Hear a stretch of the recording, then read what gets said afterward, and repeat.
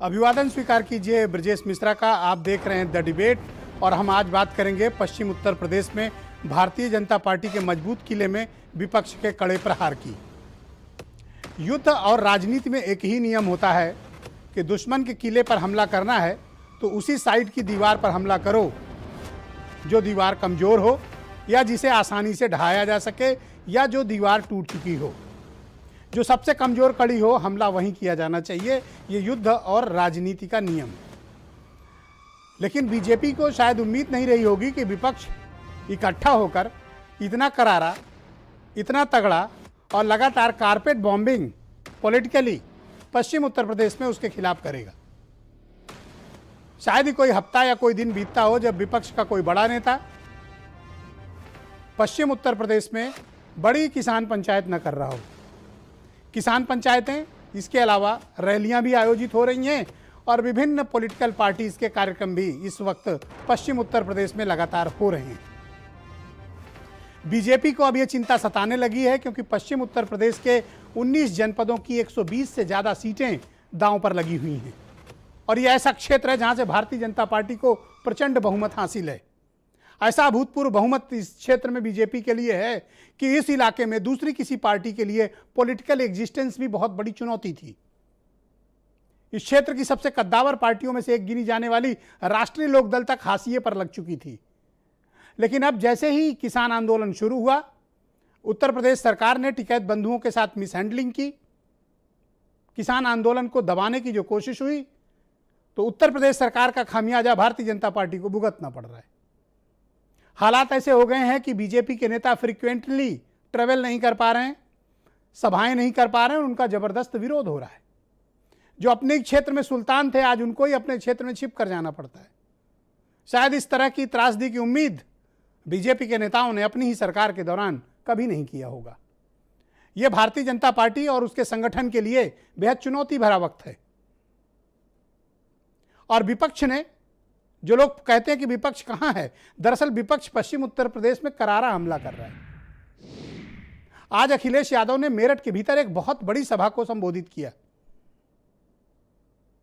इस सभा में भारी तादाद में भीड़ उमड़ी और मुद्दा किसानों का था। किसानों के मुद्दे पर वो हमलावर भी थे। सामान्य तौर पर पश्चिम उत्तर प्रदेश के इस इलाके में माना जाता है कि समाजवादी पार्टी की उतनी प्रेजेंस नहीं है, लेकिन लगातार इस क्षेत्र में दौरा करके और सभाएं करके अखिलेश यादव ने यहां पर अपनी ताकत दिखाई। तो यह है विपक्ष। दूसरा उदाहरण जयंत चौधरी का है। जो लोग ये मानते थे कि राष्ट्रीय लोकदल की राजनीति खत्म हो गई, 50 से ज्यादा सभाएं करके, 50 से अधिक किसान पंचायतें करके राष्ट्रीय लोकदल ने बीजेपी की नाक में दम कर दिया। जो लोग कहते थे कि चौधरी लोग निकलते नहीं हैं, अब चौधरी लोग घर पर नहीं बैठ रहे हैं। इस वक्त हालत ऐसी हो गई।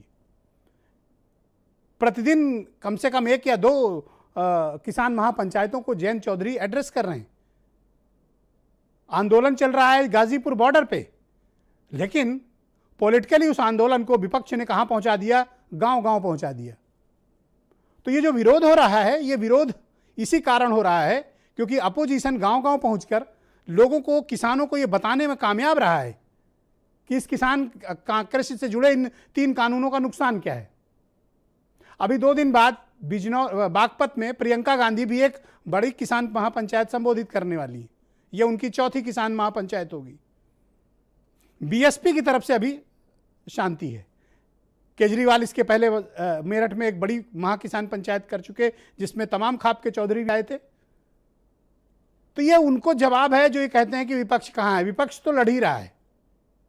अब मुसीबत में भारतीय जनता पार्टी, उनके समक्ष चुनौती यह है कि इस क्षेत्र में किसानों को समझाना तो दूर, उनके बीच जाकर अपनी बात रखना भी मुहाल हो गया है। तकरीबन सभी जनपदों में इस 4 साल के सरकार के कार्यकाल के दौरान के आयोजित कार्यक्रमों का भारी विरोध हुआ है। कई जगहों पर नारेबाजी हुई, कई जगहों पर सार्वजनिक तौर पर मंत्रियों और विधायकों के खिलाफ नारेबाजी हुई। और इस चिंता से बीजेपी भी वाकिफ है क्योंकि पंचायत के चुनाव सिर पर है और इसके बाद उत्तर प्रदेश में 8 महीने के बाद असेंबली इलेक्शंस होने हैं। तो इन्हीं सब मसलों को भांपने के लिए स्वतंत्र देव सिंह, जो बीजेपी की स्टेट प्रेसिडेंट हैं, वो पश्चिम उत्तर प्रदेश के इस इलाके का दौरा कर रहे हैं। दौरे के दौरान उनको विरोध का भी सामना करना पड़ रहा है, लेकिन बीजेपी अब असेस कर रही है, असेसमेंट में लगी हुई है कि नुकसान कितना हुआ है, डैमेज का स्तर कितना है और क्या रिकवरी होगी, तो क्या रणनीति अपनाई जाए। बीजेपी भी खामोश नहीं बैठी है, वो भी लगी हुई है। उन्हें भी पता है कि विपक्ष का यह हमला कितना भीषण है और किस कमजोर कड़ी पर विपक्ष ने वार किया है। तो उत्तर प्रदेश की राजनीति को जो ये मानते हैं कि एक तरफा चल रही, दरअसल ऐसा होता नहीं है। उत्तर प्रदेश की राजनीति में टक्कर बड़ी करारी होती है और बड़ी तगड़ी होती है।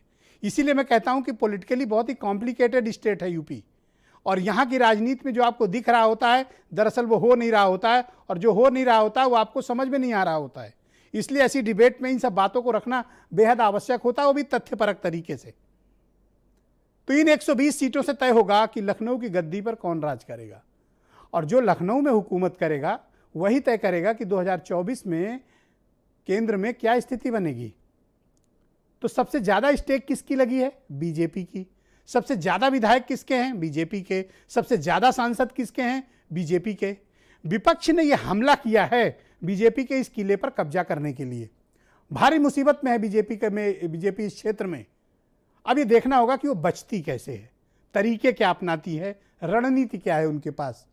अमूमन कहा जाता है बीजेपी के पास हर तरह का तरीका होता है चुनाव और राजनीति में हैंडलिंग का, लेकिन क्या पश्चिम उत्तर प्रदेश की ये कॉम्प्लिकेटेड पॉलिटिक्स में बीजेपी अपनी रणनीति में कामयाब होगी या विपक्ष उनके किले पर कब्जा कर लेगा? मसला बहुत दिलचस्प है। कुछ बयान सुने, फिर आज की डिबेट बहुत ही महत्वपूर्ण है। भारतीय जनता पार्टी की सरकार लगातार ऐसे कानूनों को ला रही है कि अगर वो कानून लागू हो गए तो जिस तरीके से ईस्ट इंडिया कंपनी ने गुलाम बनाया था, ये तीनों कानून जब लागू हो जाएंगे तो हो सकता है हमारा किसान भी बड़ी बड़ी कंपनियों का गुलाम हो जाए, हमारे किसानों की खेती छिन जाए। जो किसानों को कह रहे हैं कि ये दलाल हैं, आतंकवादी हैं, मैं उनसे कहना चाहता हूं जो किसानों का आंदोलन। तो आज की इस डिबेट को आगे बढ़ाते हैं। मेरे साथ अमित पुरी बीजेपी से।